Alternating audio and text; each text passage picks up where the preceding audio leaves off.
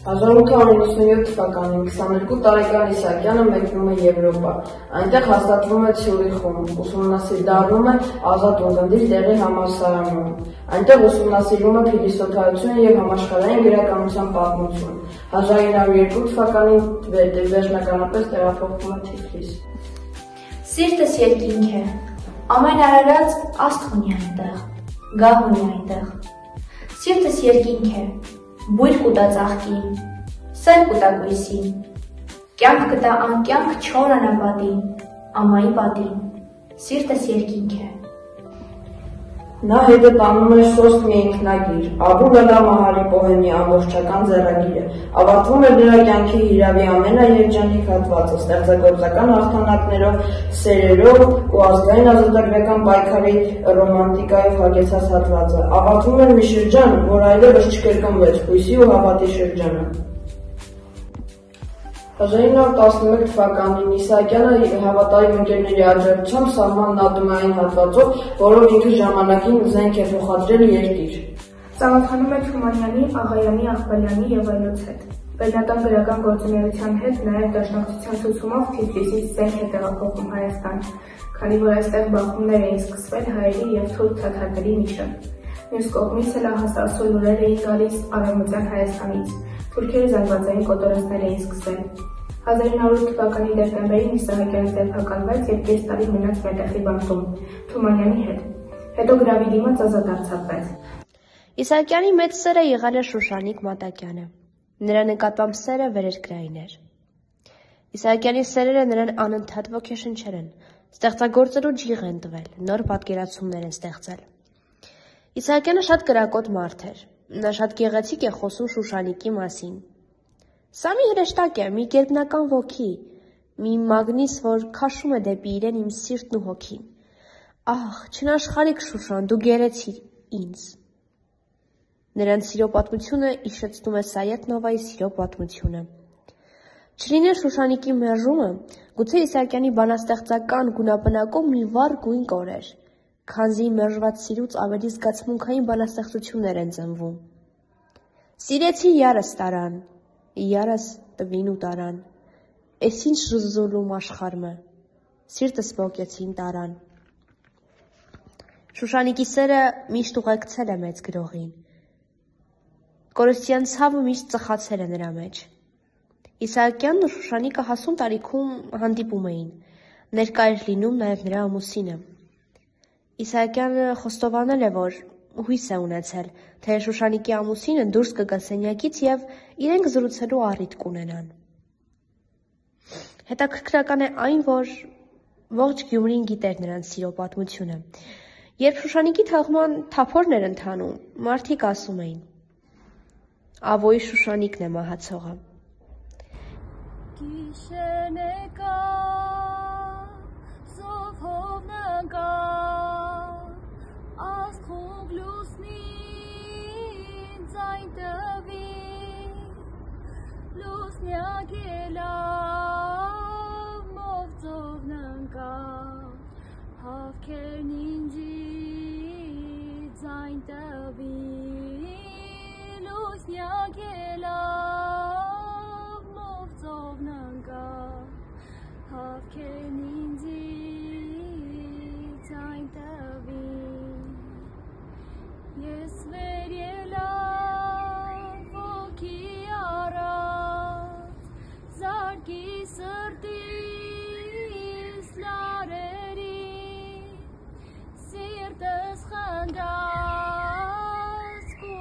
Եվ լարերը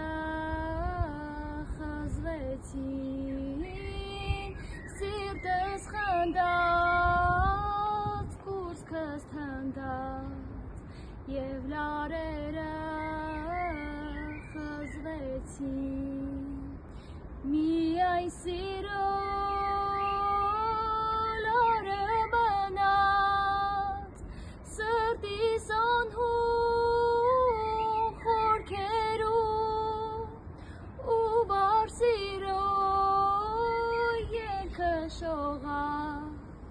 կյանքիս ամեն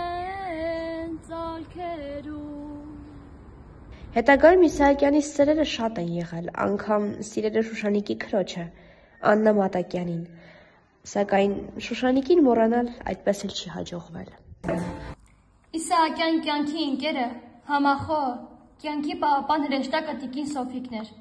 որի հետ ծանոթացել է Թիֆլիսում։ Սոֆիկն ամենուր Իսահակյանի հետ էր։ Փարիզում նա դիմահարդարում էր սովորում, որպեսզի կարողանար գումար վաստակել ու օգնել ամուսնուն։ Ժամանակին փարիզյան դերասանուհիների և երգչուհիների դիմահարդարումը հենց տիկին Սոֆիկն է արել։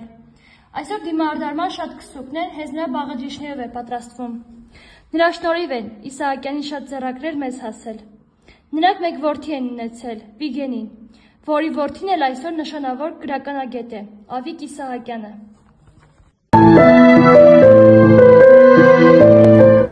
Անընկեր ձեր գիրքն եմ ընկել, կենսական զովի ահեղ պտույտներ, սիրտս լի հույսով, լի ցնորքներով, պտույտ, կատաղիր, ալիք, շառաչիր, օ սիրտիմ, սիրտիմ, տոկա ու կանգնիր ժառի պես ամուր, ցողի պես մաքուր։ Նա պիտի գնար մի աշխարհից, իսկ գար մյուսը, բացարձակ նորը, անծանոթն ու անսպասելին, և փոխվելու էր ոչ միայն պատմական իրադարձությունը, այլև ինքը։ Մեկնում էր Ավետիք Իսահակյանը, պիտի վերադառնար վարպետը։ Իսահակյանի պատմությունը կամավոր չէր, և ճակատագիրը նրան բերեց տարագրության առաջին երկիրը, Օսմանական Թուրքիա։ Բանաստեղծի առաջիններից մեկը գիտակցեց, որ վտանգված է հայ մարդու գոյությունը Թուրքիայում։ Թուրքիայում էլ ավարտեց իր Ուստակալո առաջին մեծածավալ վեպը։ Ուստակալոն եղավ Իսահակյանի հետագա ստեղծագործական կյանքի մշտական ուղեկիցը։ Ասում էին, որ Ուստակալոն նրա ստեղծագործական կյանքի հանրապազօրյա հացն է։ Վեպի ավարտին սպասում էր ժողովուրդը, նրա առաջին գլուխների ստեղծման օրից մինչև վարպետի կյանքի արևամուտը։ Ուստակալոն կավարտվի այն օրը, երբ որ լուծվի հայկական հարցը, ասում էր մեծ վարպետը։ 1912 թվականի հուլիսի 5-ին Իսահակյանը Թուրքիայից մեկընդմիշտ հեռացավ։ Վերահասած առաջին համաշխարհային պատերազմը տակնու վրա արեց բանաստեղծի բոլոր նպատակներն ու սպասումները։ Իրագործվեց մարդկության նորագույն պատմության մեծագույն ոճրագործությունը, հայ ժողովրդի եղերնը։ Բեռլինում Թալիաթ Փաշային մի քանի օր հետևել է նաև Իսահակյանը։ 1921 թվականի մարտի 15-ին Հարտենբուրգ փողոցի մյուս կողմում կանգնած էր Իսահակյանը, որը պատրաստ սպասում էր, որ եթե հանկարծ Թելերյանը չկարողանա սպանել, նա էր սպանելու Թալիաթին։ Իսահակյանը նաև մեծ դեր ունեցավ Թելերյանի արդարացման գործում։ Իսահակյանի ցանկությամբ այս և մյուս բոլոր փաստերի մասին գրեթե չխոսվեց, միայն կան կծկտուր վկայություններ անձնական արխիվներում և նամակներում։ Ահա թե ինչ է գրում Իսահակյանը այդ մասին։ Նզոված։ 1000 անգամ նզոված Գերմանիան դարերի քաղաքակրթությունը կործանեց։ Օ, ինչ արյունոտ խայլաբարություն է։ 1921 թվականին ապրիլից Իսահակյանը Ժնևից տեղափոխվում է Վենետիկ։ Բանաստեղծը ընդամենը 45 տարեկան էր։ Կորցածը շատ էր, գտածը քիչ։ Բանաստեղծը բուն մտադրություններ ամբողջապես վերանայելու ու ավարտելու ուստակալը, ինչի համար կային բազում բարենպաստ պայմաններ։ Եվ առաջին հերթին Վենետիկի Սուրբ Ղազար կղզում գտնվող Մխիթարյան միաբանությունը, իր հարուստ գրադարանով ու ձեռագրատներով։ Վենետիկն ինքը բանաստեղծություն է, հավիտյան առիքնող, կախարդող, ամեն մի արվեստագետի համար երազների ապ։ Բայց և հենց Վենետիկում ավելի ու ավելի ուժեղացավ նրա կարոտնար հայրենի եզերքը։ Ահ, մի գլուխս ձգեի Շիրակ, փռվեի հայրենի հողի վրա և լացեի։ Եթե մի սրբություն կա, որի համար ապրում եմ, դա հայ որբն է, հայ չարքար ժողովուրդը։ Իսահակյանը փորձում է չոտարվել, փոխվում են երկները, քաղաքները, տները, ընկերները ու շրջապատը։ Կինը տիկին Սոֆիկը միշտ նրա կողքին է, ուր է որ նա գնա, նա ակնաբերությամբ տիրում է ամենքն, նրա հավատարիմ ընկերն է։ Վենետիկում և Վիեննայում նա հրատարակել է 2 գիրք՝ «Սասնամահեր» և «Աշնանձաղիկներ»։ Նա պիտի հանդիպեր հայրենիքից եկած իր վաղ մի ընկերոջը Մարտիրոս Սարյանին, իսկ 1 տարի անց Եղիշե Չարենցին։ Իսահակյանը Չարենցի հետ ծանոթանում է 1925 թվականին Վենետիկում։ Չարենցը նրան հիշեցնում է Կարսոն վարպետի տված արտաքի մասին, Երբ բանաստեղծը, փորձելով ազատվել իրեն ակնապի շնայումով, նիհար կարճահասակ ու սուր ու սուր քթորդ բաբանոց ապտակում է նրան։ Իսահակյանը ասում է. «Եղիշ ջան, ընդունիր այդ ապտակը որպես ուստա Սիլասի, վարպետի ապտակ։ Ապտակս ուժգին է եղել, դրա համար էլ լավ բանաստեղծ եք դարձել»։ Մեկ ուրիշ անգամ էլ Վենետիկում Սուրբ Մարկոսի հրապարակում աղավնիները նստում են Չարենցի ուսերին և ձեռքերին։ Իսահակյանն ասում է. «Եղիշ, դու ավելի բախտավոր գտնվեցիր, քան ես»։ Չարենցն ասում է. «Ավետիք, բախտի թռչումը չես բռնի»։ Մի մրահան աղջիկ տեսա, Ռիարդոյի կամուրջին, հորդ մազերը կետ գիշերվա, ու հակիցներ ականջին։ Աչքերը սեր, արևները սեր, արևների պես անշեջ, գալարում էր մեջ քթեթը, ծաղկանկար շալի մեջ։ Աչքը ստիպավ աչքի բոցին, ու գլուխս կախեցի, ժպտով առեղծացի, հավերժական կանանցի։ Միամիտ չեմ հավատամ քեզ, տառապանքս փորձ ունի, մի մրահում կույս էր քեզ պես, կոտրեց սիրտս պատանի։ Ժամանակին նա ասել էր, երնեք ունենամ 1001 կյանք, 1000-ն է սրտաս քեզ մատաղանեմ, մեր ժողովուրդը կարող է վկայել, որ դա հենց այնպես էլ եղավ։ Բայց նա խնդրել էր նաև, մենակ մի կյանք թող ինձ պարեմ,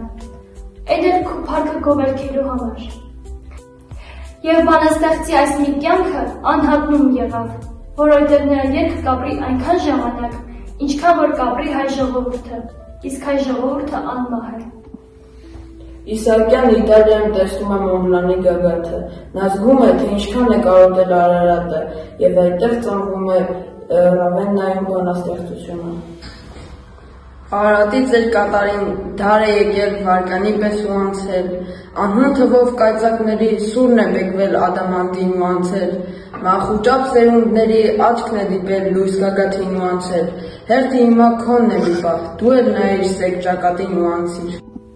1926 թվականի հոկտեմբերի 10-ին բանաստեղծը Երևանում է։ Նա եկավ մի ժամանակ, որ երկիրը մի խարի ջանքեր է գործադրում, վերականգնելու, վերատեղծելու իր դարավոր հայրենիքը։ Ավելացրած ծափել է, սակայն հարմարը չէ վահացված։ Այժմ նա իր հայրենի Ղազարապատ գյուղի սահմանակցից կարող էր տեսնել իր այնքան տենչած երկրի գերված ափի ուրվագծերը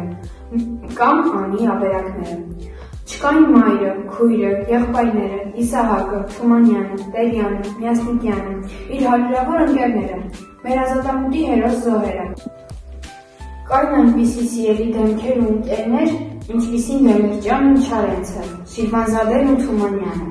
Սարյանն ու Թերնեմեզյանը, Թամանյանն ու Թորամանյանը, Սպենդիարյանն ու Մելիքյանը, և նրանց կողքին նոր անուններ՝ Բագունցը, Զորյանը, Թոթովենցը, Ալազանը, Կոժոյանը և Հովանեսյանը։ Երևանն իրոք վերածվում էր հայոց մայրաքաղաքի, հոգևոր ազգային կյանքի կենտրոնին։ 1930 թվականին Իսահակյանը տեղափոխվում է Եվրոպա, Փարիզ։ Անհրաժեշտ է լինի բերել մեծ արխիվն ու գրադարանը։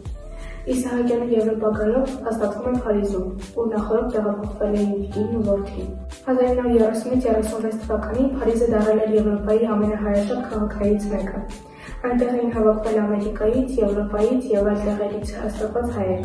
հիմնականում երաժիշտներ, գրողներ և նկարիչներ։ Փարիզը դառնում էր Եվրոպայի արվեստների մայրաքաղաքը։ Իսահակյանի հետ էին նաև նրա հասակակիցները՝ Միսակ Մանուշյանը, Լուիզա Ասլանյանը և Սեմանը, հայ տաղանդավոր գրողներ, որոնք գերմանական օկուպացիայի տարիներին դարձան ֆինանսական դիմադրության շարժման անվանի գործիչներ։ Հայրենիքես հեռացել եմ, խեղճ պանդուխտ եմ, տուն չունիմ։ Ազիզ մորես բաժանվել եմ, տխուր տխտուն, քուն չունիմ։ Սարան կուգակ նախշուն հավքեր, ախ, իմ մորս տեսել չեք։ Ծովենք ուգակ մարմանդ հովեր, ախր բարև բերել չեք։ Հավք ու հովեր եկան կշտիս, անձեն դիպանու անցան, պապակ սրտիս, փափակ սրտիս, անխոս դիպան ու անցան։ Փարիզը իր բազում հետաքրքրություններով, հին ու նոր արժեքներով, իր հրապույրներով սակայն չէր կարող փարատել Իսահակյանի սիրտը։ Հայրենիքի մասին մտածումները ցրելու նպատակով նա հաճախ լինում էր Փարիզյան հին իրերի շուկայում Քոչարի հետ։ Մի անգամ էլ Քոչարի հետ գնաց շուկա։ Բազում իրերի մեջ Քոչարը նշմարեց փոշների տակ թաքնված մի կտավ։ Ներքին զգացողություն էր, որ սա մի արժեքավոր իր պիտի լինի, եւ առանց սակարկելու վճարում է նկարի կինը ու շտապում Քոչարի արհեստանոց։ Գնալով Քոչարի արհեստանոց, Քոչարը մաքրում է կտավը եւ տեսնում Կուրբե ազգանունը։ Զարմանքը մեծ է լինում, քանի որ նա գտել էր նշանավոր նկարիչ Գյուստավ Կուրբեի կտավը։ Հետագայում նա սա իր հետ բերում է Հայաստան, որը մինչ օրս Հայաստանի ազգային պատկերասրահում լավագույն նկարներից է։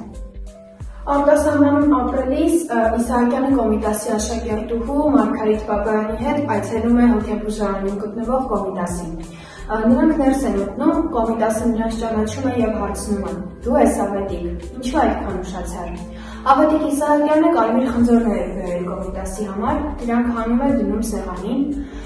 Կոմիտասը վերացնում է խնձորները եւ Ավետիք Իսահակյանը սկսում է հիշեցնել իրար հետ անցկացրած օրերը։ Կոմիտասը հարցնում է Իսահակյանին, թե ուր են իր թղթերը։ Այրվել են, ամենտեղ արյուն է։ Ողջ են մնացել դրանք։ Թղթերն այնտեղ են, Էջմիածնում, դաշնամուրներ է սենյակում, լավ պահպանված, պատասխանում է Իսահակյանը։ Այդ ամենը լսելով Կոմիտասը լռում է։ Մի ակնթարթ նայում բոլորին եւ այդ ժամանակ բժիշկը գալիս է եւ ասում, որ հեռանալու ժամանակ է։ 1936 թվականի դեկտեմբերի 5-ին բանաստեղծը ասավ հայրենիք, որը դարձավ նրա հավիտենական կանգառը։ Իսահակյանի կյանքի մայրամուտը անցավ հարազատ ժողովրդի կողքին այնպես, ինչպես ինքն էր երազել։ Ժողովուրդը ուժ էր տալիս նրան, ապրելու աղյուն եւ եռանդ։ Ինքն էլ իր հերթին ժողովրդի հոգեվոր սնունդն էր, իր բարությամբ ու մաքրությամբ, իր հայրենասիրությամբ ու հայրենապաշտությամբ, իր վեհությամբ ու իմաստությամբ։ Քանի սերունդ հայ գրողների համար նա ճշմարտությամբ հարոս է եղել, դաստիարակել է նրանց հայրենասիրության, ժողովրդասիրության ոգով, սովորեցրել է հավատարիմ մնալ ազգային արվեստի ակունքներին։ 1941 թվականին, երբ սկսվում է մեծ հայրենականը, Իսահակյանը գրում է ռազմակոչ բանաստեղծությունը։ Կռվի դաշտում հայ զինվորներին ոգևորում էին նրա հոդվածներն ու բանաստեղծությունները։ Հաղթանակից հետո Իսահակյանը գրում է. «Մեր սուրը փառքով դրեցինք Պատյան»։ Մարգարեական իր այս տողով հավերժացնում է զոհված մարտիկների հիշատակը։ Որքան գրում, այնքան խոնար, այնքան անհուն եւ այնքան ջերմ։ Ես խոնարհում եմ քո առջև, եւ սեր, եւ սիրտ, եւ քնար։ Արդեն ցնորք է անհնար, ունենալ երկ, այնքան նաիվ, որ հմայ է երեխային, եւ ձերմուն սրտում մնա։ Ախ, ուզեի ես ունենալ, գոնե մի երկ այնքան ջերմի, որ գրեի խուղից որմի, եւ նա հավետ այնտեղ մնար։ Իսահակյանն անմահ է, նա հավերժ փառավորված է իր կողմից այդքան սիրված ժողովրդի կողմից։ Գրողի տուն թանգարաններն են բացվել Գյումրիում, Վարպետաց փողոցում եւ Երևանում, Զարոբյան փողոցում։ Հայրենի Ղազարապատ գյուղը նրա անունով է կոչվել։ Իսահակյան։ Երևանում եւ մարզերում նրա անունով կոչվել են փողոցներ, թաղամասեր, դպրոցներ։ Երևանում, Գյումրիում, ինչպես նաեւ տուն թանգարանների բակերում կանգնեցվել են գրողի արձանները եւ կիսաարձանները։ 1955 թվականին Երևանի առաջին մասսայական գրադարանը կոչվել է Իսահակյանի անունով։ Գրողների միության կողմից սահմանվել է Իսահակյանի անունը կրող գրական մրցանակ։ Երևանում բացվել է Իսահակյանի անունը գրող գրատնակ։ Եվ վերջապես, այս տարի բոլորովին վերջերս Լայպցիգում Իսահակյանի ապրած հասցեում բացվել է վարպետի հուշատախտակը, որին ամրացված է գրողի սիրած Գյումրվա սև տուֆը։ Հուշատախտակի չուարծածկագիրը տեսանյութ է պարունակում գրողի եւ Գերմանիայի առնչությունների մասին։